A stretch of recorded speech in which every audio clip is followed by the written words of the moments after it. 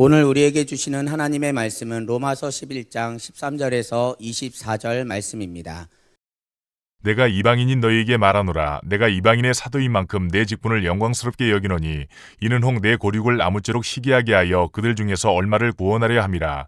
그들을 버리는 것이 세상의 화목이 되거든 그 받아들이는 것이 죽은 자 가운데서 살아나는 것이 아니면 무엇이리요. 제사하는 처음 익은 곡식가루가 거룩한즉 떡덩이도 그러하고 뿌리가 거룩한즉 가지도 그러하니라. 또한 가지 얼마가 꺾였는데 돌 감람나무인 내가 그들 중에 접붙임이 되어 참 감람나무 뿌리의 진액을 함께 받는 자가 되었은즉 그 가지들을 향하여 자랑하지 말라. 자랑할지라도 내가 뿌리를 보존하는 것이 아니요 뿌리가 너를 보존하는 것이니라. 그러면 내 말이 가지들이 꺾인 것은 나로 접붙임을 받게 하려 함이라 하리니 옳도다. 그들은 믿지 아니함으로 꺾이고 너는 믿음으로 섰느니라. 높은 마음을 품지 말고 도리어 두려워하라. 하나님이 원 가지들도 아끼지 아니하셨은즉 너도 아끼지 아니하시리라. 그러므로 하나님의 인자하심과 준엄하심을 보라. 넘어지는 자들에게는 준엄하심이 있으니 너희가 만일 하나님의 인자하심에 머물러 있으면 그 인자가 너희에게 있으리라. 그렇지 않으면 너도 찍히는 바 되리라. 그들도 믿지 아니하는데 머무르지 아니하면 접붙임을 받으리니 이는 그들을 접붙이실 능력이 하나님께 있음이라.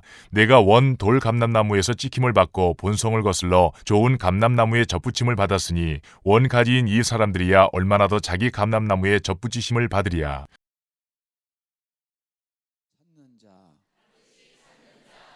며칠 전에 제가 그 영화를 봤는데 영화의 내용인 건 이거예요. 딸이 있는데 딸이 대학을 들어갔는데 농구부에 들어갔어요. 신입생 환영회에 갔다 왔는데 딸이 없어져 버렸어요. 이제 엄마가 딸을 찾는 내용이거든요. 나타나지를 않아요. 아무도 모르는. 엄마가 목숨 걸고 딸을 찾는데 어떻게 하다가 그 딸의 친구를 만났어요. 딸의 친구가 농구부에서 신입생 환영회 하다가 낭떠러지에서 떨어졌다는 것까지 얘기를 들어요. 근데 문제는 그 감독이 이 상황을 은폐하는 거예요. 그러니까 이제 죽은 줄 알고 있는 거죠. 그래서 어디 창고에 있다. 여기까지 들어요. 그러니까 이 엄마가 그 얘기를 듣고 바로 경찰서에 가서 얘기를 합니다. 그러니까 이 영화여서 그런지 몰라도 바로 헬리콥터를 타고 20분 만에 현장에 도착하는 거예요. 근데 그 현장에는 이미 그 농구 감독이 이걸 은폐하기 위해서 아직 살아있는데 구덩이를 파고 애를 묻는 겁니다. 이제 숨은 쉬고 있어요. 그런데 이제 엄마가 그 현장까지 딱 달려가는데, 이야, 이 이제 영화이기 때문에 그러긴 하지만 농구부 감독이 여잔데 딱 그 엄마한테 총을 겨누는 거예요. 같이 다 죽이려고. 물론 이제 뒤에 이제 그때 극적으로 경찰관이 있지 않겠어요? 경찰관은 그 농구 감독에 총을 겨누고 그 감독은 엄마한테 총을 겨누고 애는 지금 살아있고 구덩이 속에 있고, 그리고 이제 엄마와 이 딸이 이제 구출되어지는 그 영화 전체 스토리예요. 그 엄마의 모습이 그 딸을 찾고 헤매고 또 찾고자 하는 그 마음, 절대 포기하지 않고 그 딸을 찾는 그 모습을 보게 되었어요. 아마 저는 그 엄마뿐만 아니라 이 땅에 있는 모든 어머니는 다 그렇게 하지 않겠나. 우리 중에 만약에 자녀가 그런 상황이 됐다면 아마 끝까지 찾지 않겠냐라는 거죠. 사실 이 복음 안에서 이런 마음을 우리가 헤아리고 확인하고 갈 수 있다는 게 너무나 귀한 일인데, 바울에게는 유대인 동족, 이제 동족 이방인, 이방인 동족, 이게 항상 같이 가는 걸 보게 됩니다. 만약에 오늘 나에게 내가 하나님의 은혜로 사람이 생각난다, 사람이 기억난다, 사람을 놓치지 않아야 되겠다라고 하는 사람들은 강력하게 들리게 될 것입니다. 그러면 이 마음을 자기만 갖는 게 아니고 로마교회 성도들도 함께 하기를 원하는 거예요. 이게 사실은 동족이지만 지금 우리가 그러면 유대인에게 쫓아가서 그렇게 할 수 있는 건 아니잖아요. 그 원리를 우리가 좀 생각을 해봐야 되겠다. 그러니까 내 안에 동족 유대인이 내 안에 반드시 찾아야 될 영혼이 있는데 이걸 혼자 하지 않고 같이 하고 싶은 거죠. 누구랑? 로마 교회와 성도들에게 함께. 그러기 위해서 가장 첫 번째 그가 바라는 게 뭐냐면 하나님께서 나에게 이방 사역을 맡겨줬는데 이 사역을 통해서 하나님께서 반드시 찾아야 될 그 동족 유대인들을 하나님께서 찾으신다.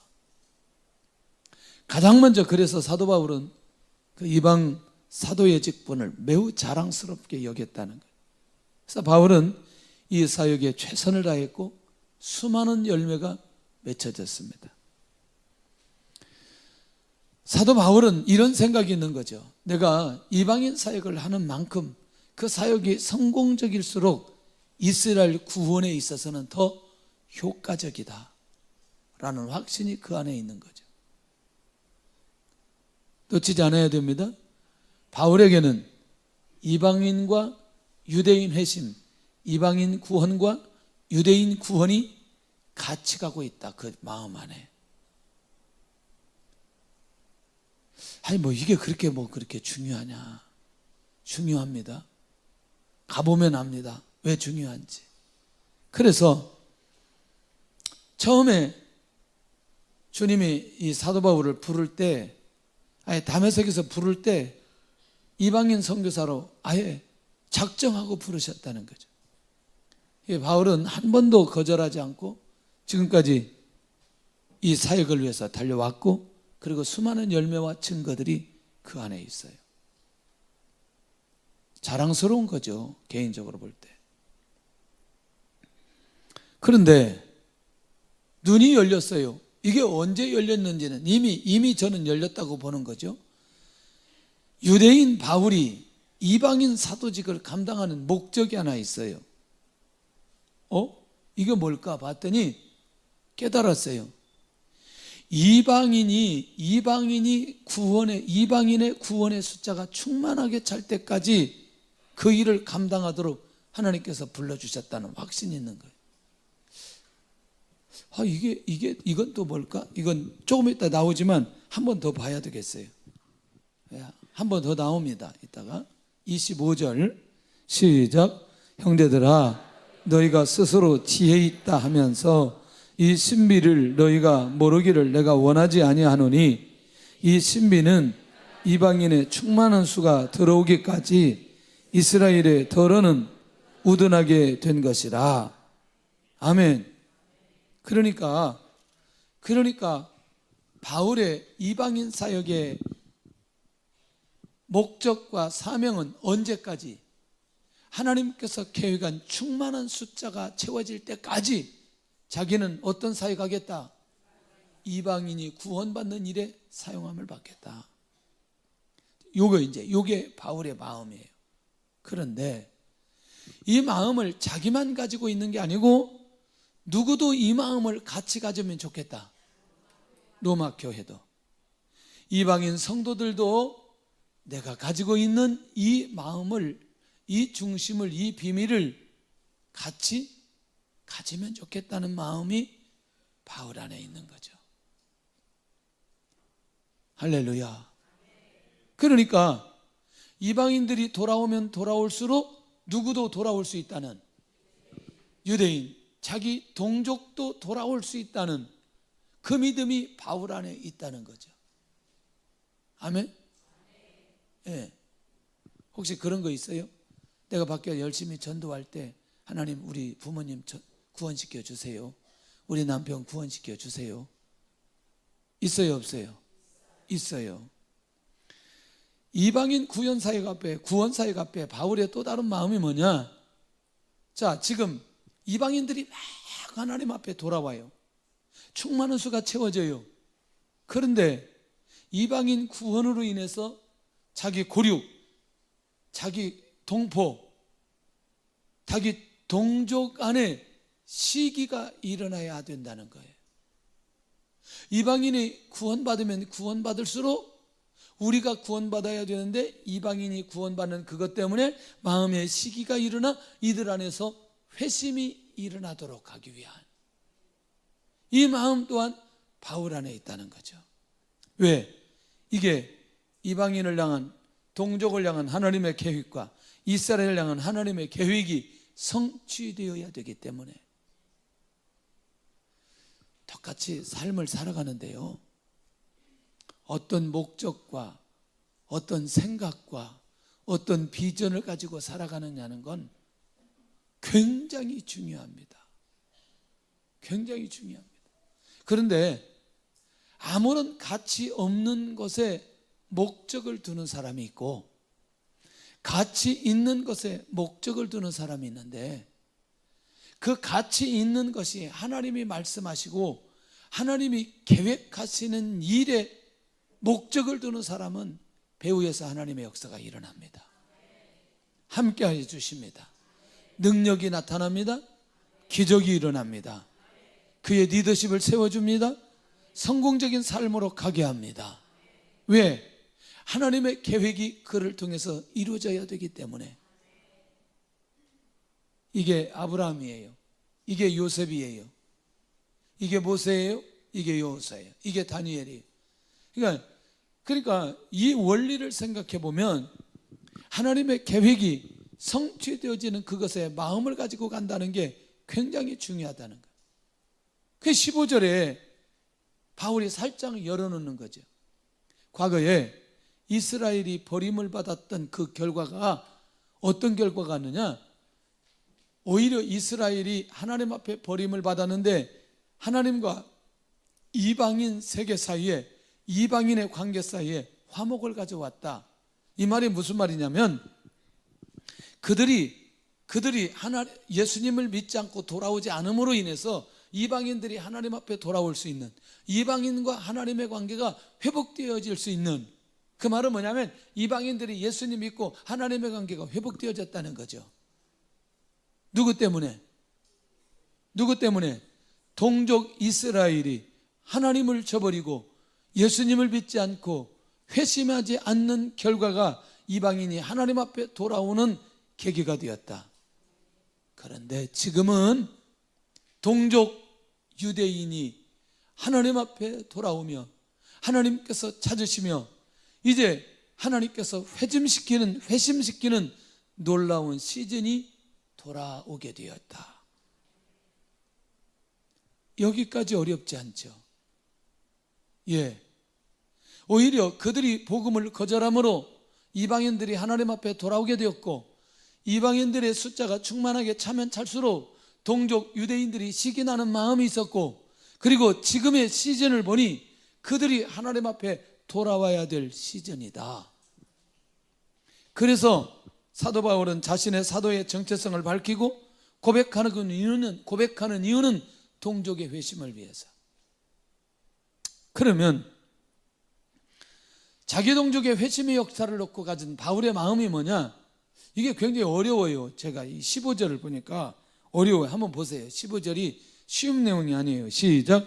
그들을 버리는 것이 세상에 화목이 되거든 그 받아들이는 것이 죽은 자 가운데서 살아나는 것이 아니면 무엇이리요?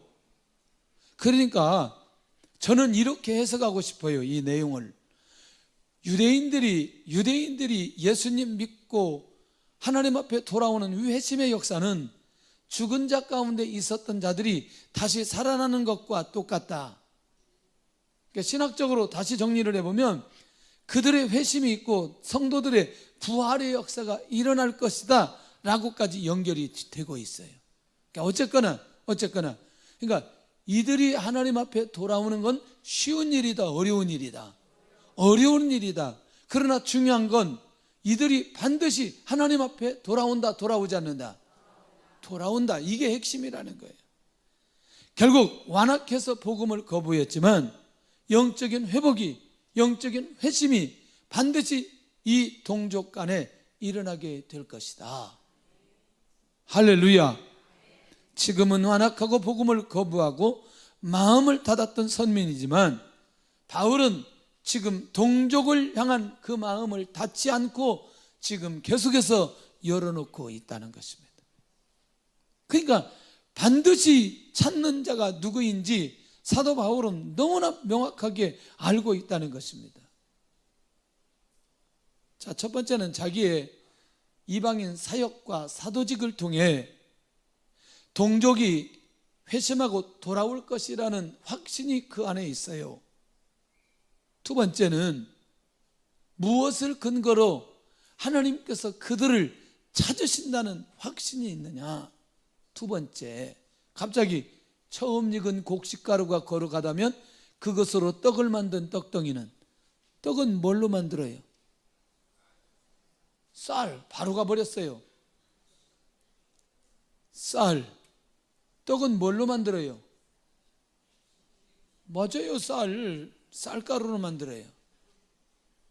그렇죠? 쌀로 바로 만든 건 아니잖아요. 여기 곡식가루라고 얘기했어요. 그러면 쌀로부터 시작돼야죠. 그러면 여러분들 보세요. 이 곡식가루가 거룩하면 당연히 그것으로 만든 떡은 어떻게? 거룩한 거죠. 무엇이 거룩하니? 그렇죠.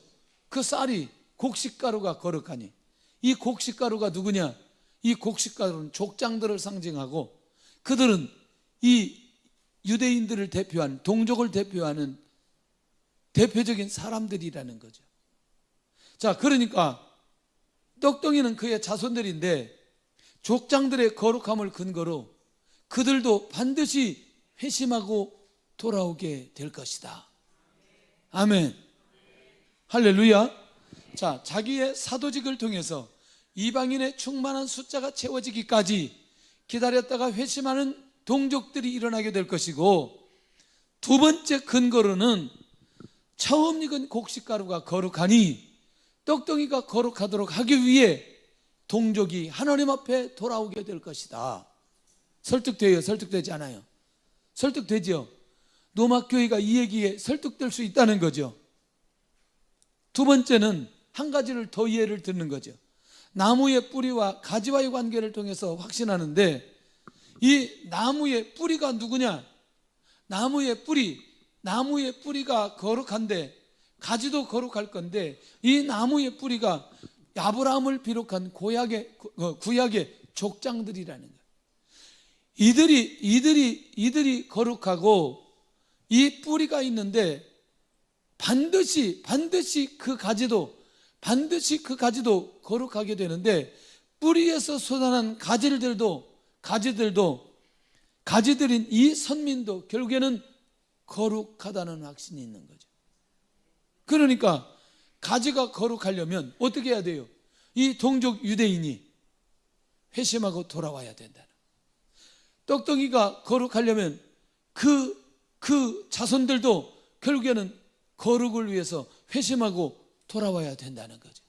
그러니까 결국 나무 뿌리의 근거로 처음 익은 곡식가루의 거룩함으로 반드시 우리 동족은 하나님 앞에 돌아오게 될 것이다.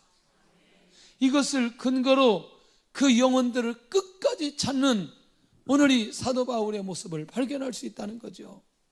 할렐루야. 그런데 한 가지 더 얘기하는 거예요.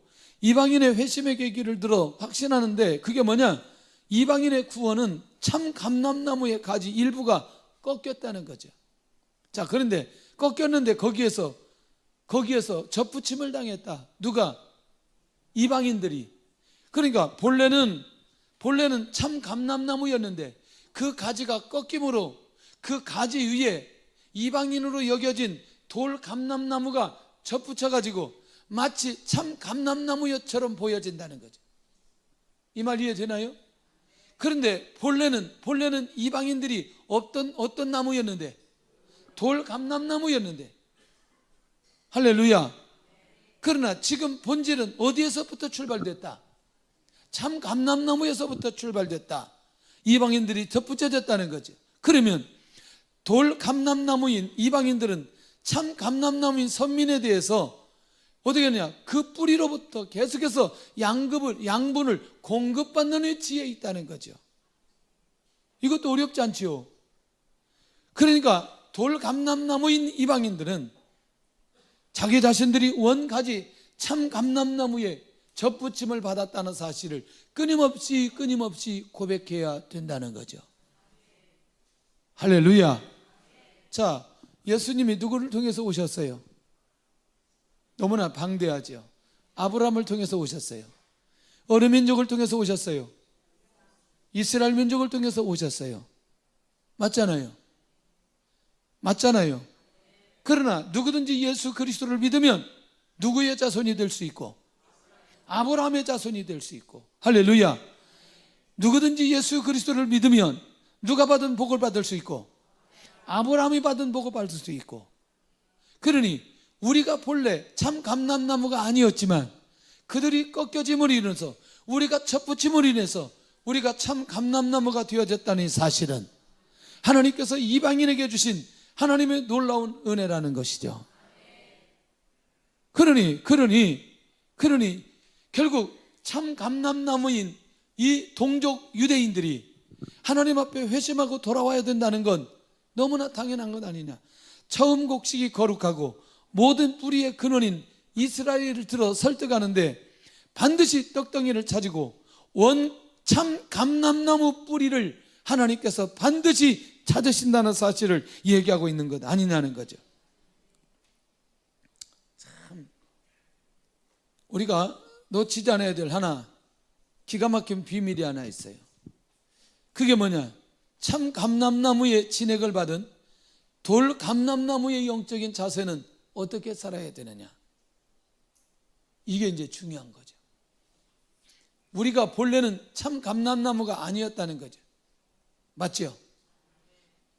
돌 감람나무인 이방인들도 항상 그래서 어디의 자리에 있어야 되느냐? 믿음의 자리에 있어야 한다.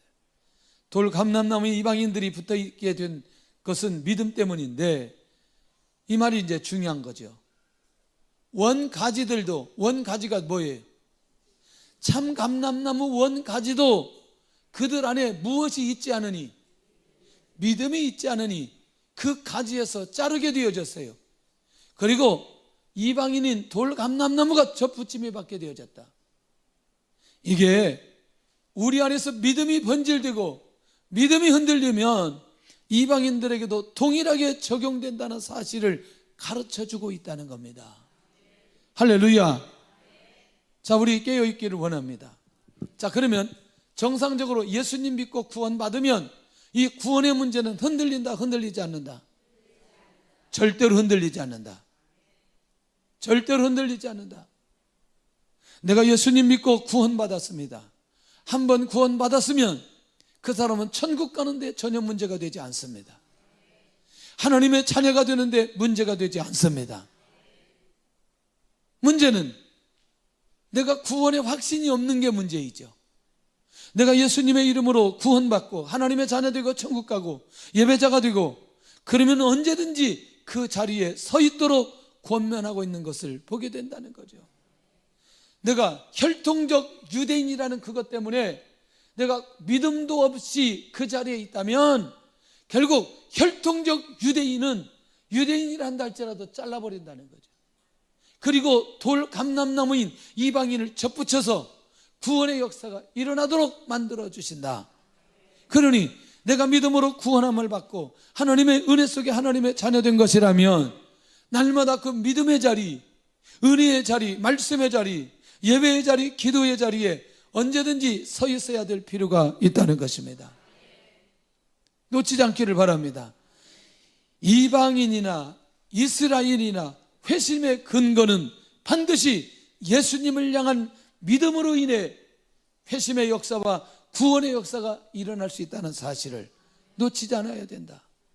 그러니 회심한 이방인이 가져야 될 영적인 자세는 언제나 높은 마음을 품지 말고 도리어 두려워하며 믿음으로 서 있도록 하는 것, 높은 마음으로 서 있지 않는다는 게 뭐냐?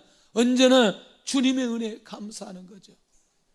주님의 은혜 아니면 내가 일어설 수 없고, 내가 갈 수 없고, 회복될 수 없고, 하나님의 은혜 아니면 한순간도 내가 살아갈 수 없다는 그 믿음을 가지고 하나님 앞에 겸손하게 낮아진 마음으로 언제든지 서 있는 사람은 자신의 인생의 삶 속에 언제나 주의 인도를 받고 주의 역사가 일어나게 될 줄로 믿습니다.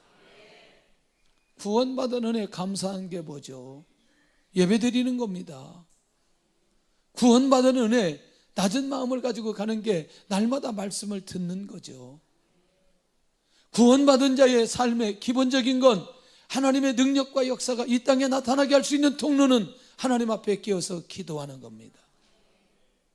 후반기에 하나님께서 엄청난 계획을 가지고 있습니다. 이 엄청난 계획은 예배와 기도를 통해서 우리에게 나타나도록 역사해 주실 것입니다. 이 시간을, 이 기회를 놓치지 않아야 된다는, 여름이라고 휴가라고 뭐 더웁다고 이런 이유들이 많았는데 다 지났어요. 내일부터는 깨어서 기도할 수 있기를 원합니다. 일어설 수 있기를 원합니다. 할렐루야. 내가 믿음으로 구원받았으면, 할렐루야, 은혜로 구원받았으면 내 안에서 이게 변질되지 않고 그것을 유지하고 지켜야 된다는 게 얼마나 중요한지 모른다. 하나님, 정말 다른 건 몰라도 내 마음에 이런 영적인 변덕이 일어나지 않게 하여 주옵소서. 우리가 하나님을 기쁘시게 하는 게 그 믿음을 유지하는 그것입니다. 내가 기도의 자리 갈 수 없는데도 불구하고 기도의 자리 가는 거죠. 전도의 자리 갈 수 없는데, 선교의 자리 갈 수 없는데, 헌신의 자리 갈 수 없는데, 내가 그렇게 그 자리에 가서 헌신하고 내가 하나님을 기억하고 하나님 앞에 영광 돌릴 그때에 하나님의 놀라운 역사가 그 사람에게 임하게 된다는 사실. 그래서 이방인은 믿음의 유지와 이스라엘에 대해서는 회심을 위해서 사도 바울이 지금 오늘 깨어서 이 로마에 있는 성도들에게 외치고 있는 거 아니냐는 거죠.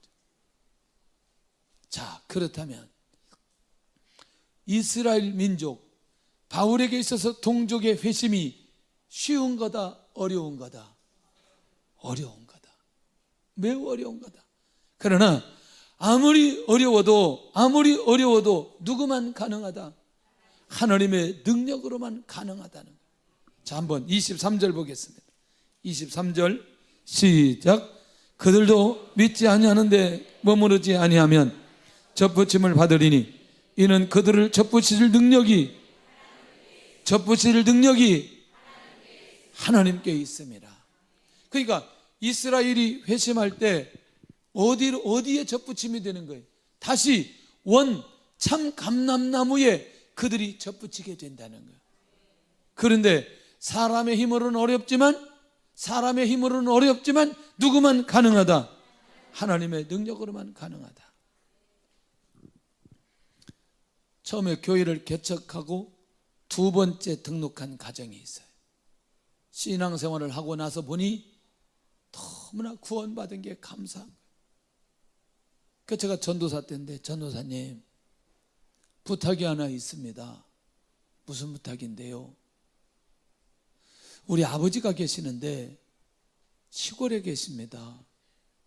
근데 우리 아버지에게 복음을 좀 전해야 되겠는데 전할 사람이 없습니다.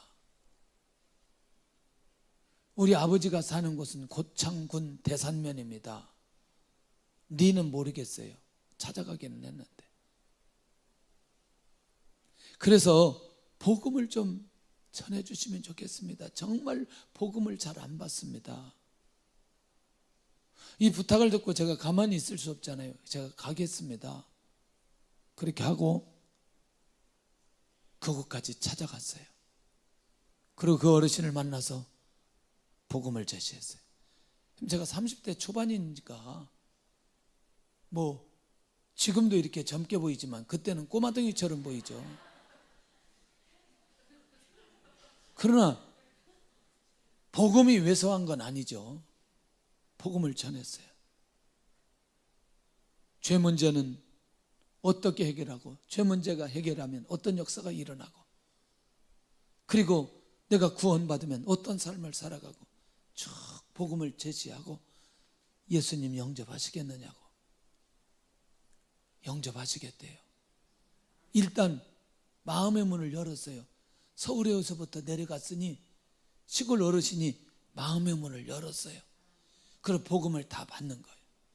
그 예수님을 영접하고.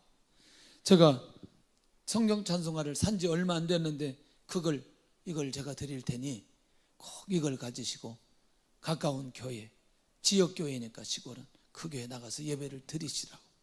그렇게 하시겠다고. 그 가정이 얼마나 좋아하는지.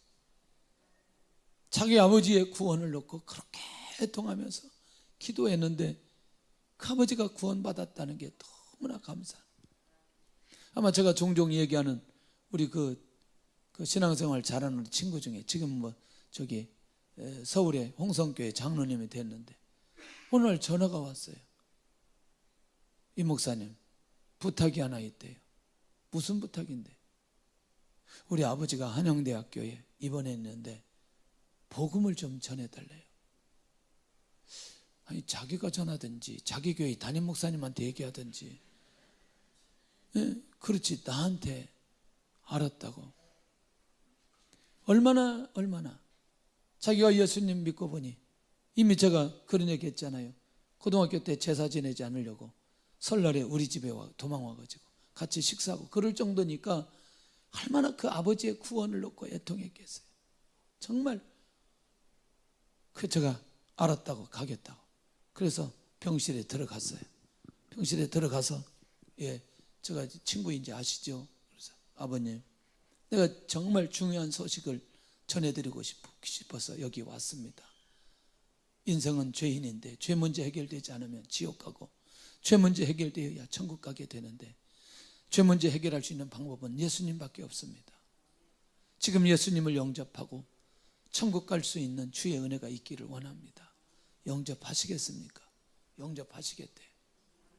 그 자리에서 바로 예수님 영접하고 구원받는 놀라운 이런 얘기들이 수도 없는 거예요.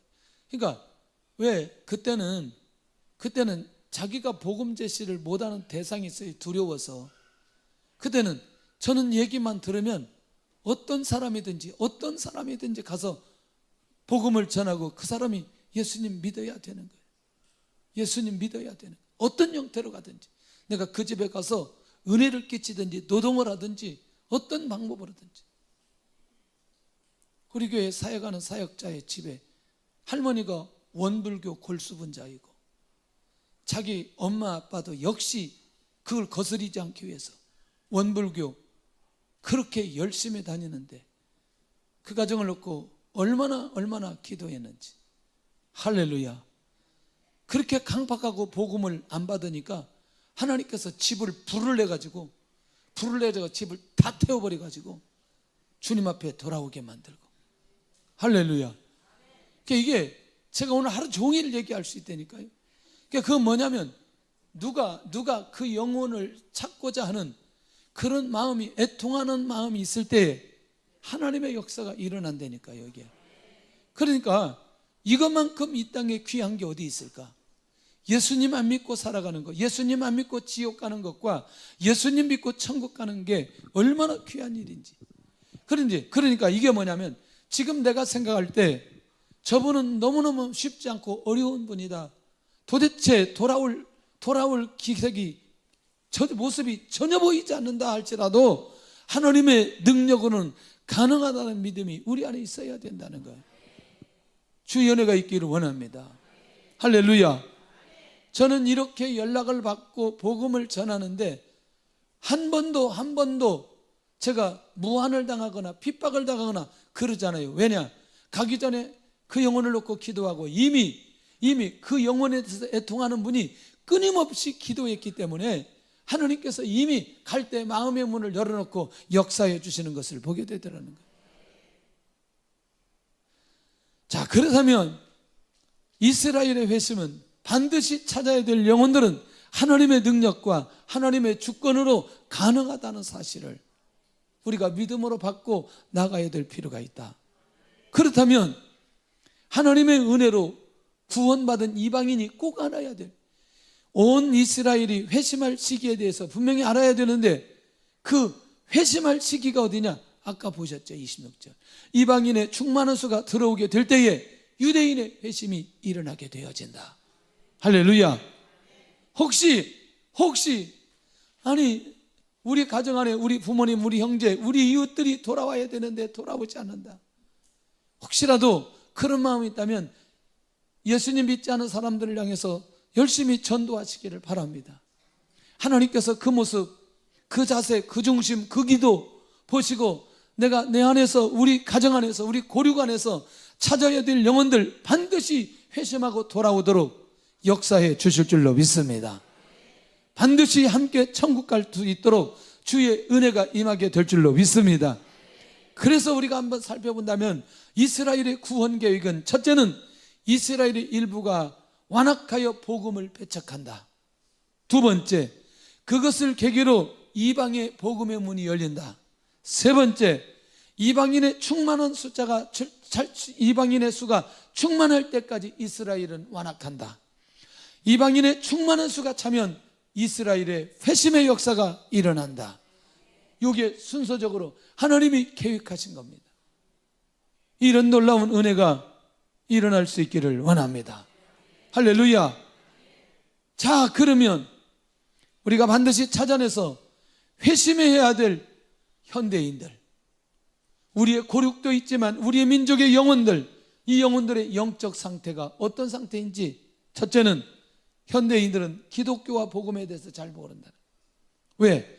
전해주는 자가 없으니, 복음을 듣지 못하기 때문에 복음에 대해서, 예수님에 대해서 잘 모르고 있는 사람들이 너무나 많이 있다. 이 시대에도 복음을 못 들은 사람이 정말 많이 있다니까요. 어떻게 그럴 수 있어요? 그러니 이 현대인들이 반드시 돌아오도록 하기 위해서는 복음을 전해야 되고, 두 번째는 현대인들은 내세보다는 현세에 더 많이 관심이 있어요. 왜? 지금 내가 가지고 있는 돈의 가치보다, 부동산의 가치보다, 이 땅에 누리는 행복의 가치보다 내세의 가치가 훨씬 더 기가 막히고 귀하고 아름다운데 내세의 비밀을 제대로 알려준 사람이 없어요. 천국 소망하시나요? 할렐루야. 천국 가고 싶나요? 할렐루야. 진짜 내세가 있다는 사실을 믿어요? 할렐루야. 네. 그러면 이걸 알려줘야 되는데 알려줄 사람이 없다는 거죠. 그러니까 현세 이 땅에 있는 것이 너무나 재미있고 즐거우니까 이 땅에 있는 것에 더 집중하게 된다는 거죠. 세 번째, 현대인들은 죄책보다는 불안과 의심을 더 의식하는 편이다. 그게 뭐냐면 그리스도인들은 예수님을 믿으면 자기 죄가 보여지고 죄 문제를 통해서 고통하고 해결하려고 하는데, 이 사람들은 왜 그러느냐? 죄 문제 해결하는 길을 모르기 때문에 두려워하기 때문에 불안하기 때문에 의심하고, 죄 문제 해결은 예수 그리스도밖에 없어요. 예수님 믿는다는 게 나의 죄를 짊어지시고 십자가에 죽으셨다는 사실을 믿는 게 믿음이라는 거죠. 할렐루야. 만약에 이 죄 문제 해결하는 비결을 알았다면 절대로 저들이 불안하고 의심하지 않을 텐데. 네 번째는 현대인 교회에 대해서 특별한 이유도 없이 현대인들은 부정적이라는 거예요. 교회에 대해서. 이건 굉장히 중요해요. 교회의 공동체를 통한 은혜의 소리, 교회 공동체 안에서 주어진 하나님의 은혜, 하나님의 역사, 하나님의 회복, 하나님의 축복, 이런 얘기들을 전혀 들어보지를 못했기 때문에. 할렐루야. 그래서 우리가 내가 신앙생활하면서 하나님께서 주셨던 은혜들을 마음껏 나누고 고백해야 될 필요가 있다는 거예요. 얼마나 감사한 일인지.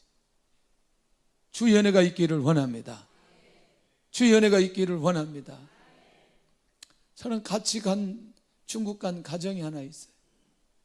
딸이 있고 엄마 아빠가 있는데 딸 때문에 부모님이 가게 되었어요. 아들이 하나 있는데 아들을 남겨놓고 갔어요. 대학교 3학년이었어요. 가면서 엄마가 그렇게 걱정을 하는 거예요. 내가 다른 건 걱정이 안 되는데 얘 하나를 놓고 가는데, 근데 얘가 세상에 하나님의 은혜로 소명을 발견한 거예요. 대학 3학년 때는 자기가 사명도 소명도 뭔지 모르고 있다가 4학년 졸업하기 전에 사명을 발견하고 종신신대원에 갔어요. 종신신대원에 가게 되고 이제 교회에 가서 사역을 하게 되었어요. 놀랍게도 사역을 하면서 그 교회 안에서 자매를 하나 만났어요. 그 자매를 만난 그 자매가 영어를 너무나 잘하는 자매를 만나게 된 거예요. 그래서 있지 저치 하다가 어디 미국으로 유학을 가게 되었어요. 거기서 공부하다가 또 한인교회를 섬기게 되었어요. 한인교회를 섬기게 되다가 조금 있다가 한인교회에 청빙받아서 한인교회 목회하는 데까지 가게 되었어요. 너무나 멋있잖아요. 하나님이 일하시는 게. 자기는 선교라는 것 때문에 그냥 무작정 놓고 따라가 버렸는데 하나님께서는 그 아들을 남겨놓고 그렇게 마음 안에 걱정이었고 마음 안에 부담이었는데 하나님께서 그 아들을 하나님이 직접 소명을 주시고 양육하시고 길을 열어서 하나님께서 세워가시는 얼마나 귀한 은혜인지. 할렐루야. 우리는 교회 안에 이런저런 얘기들이 교회 밖에 나가면 요즘에는 기자들이 교회의 좋은 얘기는 절대로 쓰지 않아요. 그리고 정치적인 것도 좋은 얘기는 쓰지 않아요. 기자들의 목적은 처음부터 끝까지 부정적인 얘기를 써야 그 기사를 사람들이 많이 보기 때문에. 지난번에도 이번에 그 아이 영아 유기 사건 때문에 배입 박사니까 기자들이 여러 명 막 연락이 와요. 한 기자도 계속해서 와요. 그래서 뭘 쓸 거냐 내가 물어봤어요. 당신 뭘 쓸 거냐? 딴 얘기 쓸 거면 내가 얘기하고 싶지 않다. 그러니까 딱 얘기 들어보면 이런 게 정부에서 불합리한 걸 쓰고 싶다. 그거 쓰지 말자. 오지 마라 그래. 그런 건 별로 인터뷰하지 않고 우리가 배입 박사다가 주신 은혜만 계속 얘기했더니 그 얘기는 안 쓰더라고. 다른 얘기만 써요. 부정적인 정보, 부정적인 얘기들이 지금은 홍수처럼 일어나기 때문에 들을 수 있는 귀가 없다는 거죠. 우리가 입을 열려서 교회 안에서 주시는, 신앙 안에서 주어지는, 믿음 안에서 주어지는 얘기들을 계속해서 나눠야 될 필요가 있다는 거예요. 죄송하지만요, 우리 교회는 아마 이게 위장병 걸린 사람 다 나올 거예요. 열심히 찬양하고 열심히 소리 지르서 기도하고 예배드리면 그냥 순식간에 다 나. 소화 안 되는 게 어디 있어. 소화. 우리 교회 다니면서 소화가 안 된다. 그건 예배를 적당히 드린 거예요. 찬양도 적당히 한 거고 기도도 적당히 한 거고. 그리고 우리 교회 안에서 다니는 신앙생활 하는 분들 영적인 자존감이 가장 먼저 회복되어져요. 그래서 우울증이 사라진다는 거예요. 우울증. 놀랍게도 소리를 내어서 기도하면 영적인 능력이 나타나기 시작하고 소리를 통해서 하나님의 능력이 나타나기 시작합니다. 그 사람의 말이 권위가 있기 시작하고 그 사람이 하는 말을 통해서 하나님께서 역사하기 시작하는 거예요. 그래서 소리 내서 기도하는 게 그만큼 중요하다는 거예요. 할렐루야. 소리는 누가 지르느냐? 겁이 많은 사람이 소리 지르어요. 그런데 겁이 많은 사람이 소리 지르는데 그 안에 믿음이 있는 사람이 믿음의 소리를 지를 때 능력이 나타난다는 거예요. 할렐루야. 그러니 이번 기회에 우리 안에 내 자신이 위축된 사람들이나 아직도 자존감이 무너진 사람들이나 하나님의 능력이 잘 나타나지 않을 때는 소리를 내서 기도하는 이 훈련이 필요하다는 거죠. 주의 은혜가 있기를 원합니다. 여름이라고 방학이라고 3시간 기도도 반절로 줄었더라고요. 어이구, 얼마나 피곤하겠어요. 여름에 더웁지, 휴가 가야 되지, 쉬어야 되지. 이번 주 한번 보겠습니다. 매일 밤 매일 새벽 회복되어야 된다. 그래서 우리 안에 새로운 간증거리들이 끊임없이 일어나면 좋겠다. 5번째는 현대인들은 항상 소외감에 시달린다는 거죠. 왜? 하나님이 함께 하신다는 임마누엘의 비밀을 모르기 때문에 외롭게 하고 느낀다는 거예요. 여러분들이요, 믿음의 역사가 일어나지 않고 항상 위축되고 예배의 감격이나 말씀의 감격을 없는 사람들, 신앙생활을 하는 사람들도 외롭다고 그래요. 아니, 남편도 있고 아내도 있고 자녀들도 있고 부모도 있고 다 있는데 항상 외롭대. 항상 외롭대. 항상 외롭대. 왜? 내 안에 있는 게 해결되지 않으니까. 여러분들, 주님이 함께하는 걸 내가 느껴야 소외감에서 자유할 수 있어요. 할렐루야. 오히려 소외당하는 사람을 돌아볼 수 있어요. 주의 은혜가 있기를 원합니다. 예. 소위는 스스로 생각 속에, 소위감은 생각 속에 빠져 있을 때 더 깊이 있게 들어가는 거 아세요? 더 깊이 있게 들어가는 거 아세요? 너무나 중요해요. 보통 중요한 게 아니에요. 옛날에는요, 성도들하고 밥 먹으려면 제 앞에 많이 와서 앉는데 요즘에는 성도들이 다 도망가더라고요. 그래도 절대 저는 소외감을 안 당해요. 절대 그런 마음 갖지 않아요. 할렐루야. 어려워서 그런 거나 이렇게 생각하지, 나를 소외시키려고 이분들이 그런다, 그렇게 생각 안 해요. 절대로 그렇게 생각하지 않아요. 여러분들, 이런 마음도, 이런 자존감도 하나님의 은혜가 내 안에 있을 때 생긴다니까요. 여섯 번째, 현대인들은 좀처럼 마음을 열지 않고 신뢰하지 않는다. 여러분, 믿을 수가 없어요, 사람을. 쉽게 마음의 문을 열지 않아. 왜? 자기 안에는 죄, 자기 안에는 실수, 자기 안에 있는 문제, 혹시라도 이걸 다른 사람들이 알까 봐. 복음이 아니면 절대로 마음의 문을 열리지 않습니다. 근데 복음 안에서 그 사람의 실수, 죄, 무슨 의미가 있어요? 그것이 주님을 만날 수 있는 결정적인 기회인데, 주님의 은혜 받을 수 있는 기회인데, 마음의 문을 열면 열수록 하나님이 내려주시는 그 은혜를 경험할 텐데, 복음이 들어가야 된다는 거예요. 일곱 번째, 현대인들은 낮은 자존감을 가져서 쉽게 마음이 상해요. 쉽게 자존감이 무너져요. 무슨 얘기만 하면 쉽게 상처를 받아요. 왜? 자존감이 약해서 그런 거죠. 인정받지 못해서 그런 거죠. 왜? 복음 없는 현대인들은 그 마음을 모두 다 누구에게 빼앗겨 있어요? 사단에게 빼앗겨 있어요.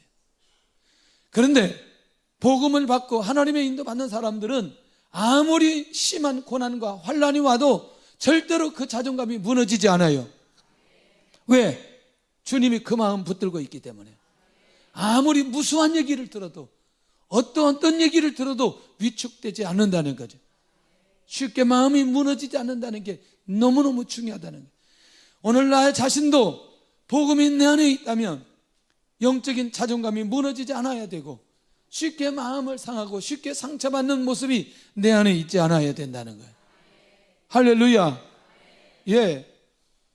이게 상처받는 게 다른 게 아니에요. 무시받았다면 상처받는 거거든.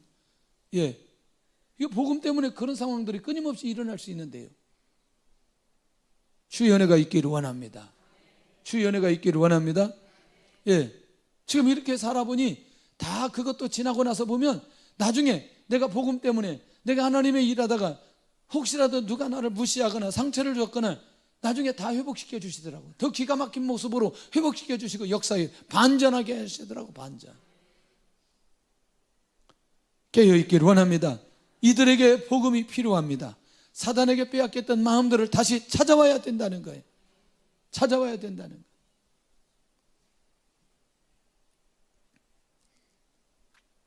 제가 이렇게 어느 날 이제 결혼한 때인가 결혼하기 전인가 찬양을 계속 하다가 일송정을 한번 불렀어요. 그랬더니 우리 집사람이 일송정 부르지 말아요, 앞으로. 절대로 위축되지 않아요. 계속 불러요. 계속 불러. 우리는 계속 불러. 길 가다가도 부르고. 제가 노래를 잘 못해요. 음정을 절대 음감이 없어요. 지금이야 이제 하도 찬양을 많이 하기 때문에 그렇지만 실제로 중고등학교 다닐 때 악보를 못 봤어요. 베이스 테너 악보 못 봤다고 제가 얘기하잖아요. 그래서 베이스 하는데 테너 악보 짚어가지고 제가 욕 바가지로 먹었어요. 너는 베이스인데 내가 지금까지 테너 했느냐? 그러니까 제가 악보를 못 보니까 옆에 사람 듣고 이제 베이스 소리를 내야 되는 거예요. 제가 옆에 사람 소리 듣고 이래봬도 학교 합창단에 들어간 사람이에요. 악보를 못 보니까. 그래도 절대로 위축되지 않아요. 계속해서 합창단에 들어갔어요. 중창단에 들어갔어요. 어느 날 열리기 시작하더라고요. 여러분들 놓치지 않기를 바랍니다. 어떤 것이든지 복음이 내 안에 있으면 내 안에 있는 만큼 자유함이 있다는 사실. 자, 현대인들은 미래에 대해서 불안감을 가지고 살아간다. 기도의 비밀을 모르기 때문에 불안해서 미래에 견딜 수 없는 거죠. 그런데 믿음의 사람들, 기도하는 사람은 기도로 이미 미래를 바라보는 거죠. 미래를 시작하는 거죠. 그러니 그들에게 예수님 믿고 기도하는 법을 알려줘야 될 필요가 있다는 거예요. 아홉 번째는 현재는 자기 스스로 자신을 통제하기 어렵다. 왜? 성령의 인도를 받지 않고 말씀이 들리지 않으니 자기 스스로 어떻게 통제하나? 우리나라에 어떻게 불특정 다수에게 이렇게 범죄를 하는 이게 갑자기 들었어요. 통제가 안 되는 거죠. 왜? 자기 스스로 이미 이 구조 자체가 이게 분노 조절 장애가 우리나라에 전체적으로 흘러가고 있기 때문에, 이 말은 뭐냐면 성령께 붙들리지 않고 있는 사람들이 너무나 많이 있다. 절제하지 못한다는. 마지막 10번째, 현대인들은 자신만의 힘으로 자신의 문제를 절대로 해결하지 못하기 때문에 하나님께서 이들을 반드시 찾아서 구원의 역사가 일어나도록 해야 된다. 왜? 모든 것은 하나님의 절대 주권에서만 풀어지기 때문에. 할렐루야. 복음을 받아야, 예수님을 믿어야, 성령의 사람이 되어야 하나님께서 그 사람의 문제를 해결할 수 있다는 사실입니다. 이들이 반드시 찾아내 회심해야 될 사람들이라는 걸 기억할 수 있기를 원합니다. 결론입니다. 하나님께서 반드시 찾아준 사람이 누구인가? 하나님께서 포기하지 않았는데 내가 포기했는가? 하나님께서 찾아준 사람을 위해 집중 기도하겠는가? 그리고 구원의 역사를 경험하겠는가? 한 주 동안 집중할 수 있기를 원합니다. 찬양하면서 하나님 앞에 예물 드는 시간을 갖겠습니다.